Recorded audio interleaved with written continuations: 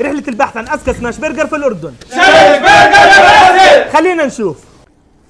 واخترنا تشالنج برجر لأنه من أوائل المطاعم اللي دخلت السماش برجر بالأردن، والمنيو عندهم بسيط جدا، سنجل أو تريبل أو دبل، ومنزلين صنفين جداد، الداينامايت والتروفل. راح نبلش أول شيء بالسنجل داينامايت، سعرها دينارين و35. اللحمة بتنكبس وتنعمل سماش، عليها تشيدر تشيز، بعدين بنحط عليها صوص الداينامايت وبتطربش بالخبزة، وبنقول بسم الله.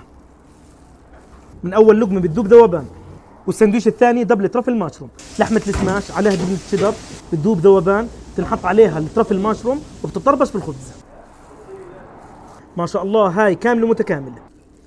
وهاي التحفة الفنية تريبل تشيز برجر، سعرها 73، خبز محمص، كاتشب، ماسترد، بصل مخلل، 3 طبقات من اللحم اللي عليهم جبنة تشيدر وبتطربش بالخبزة.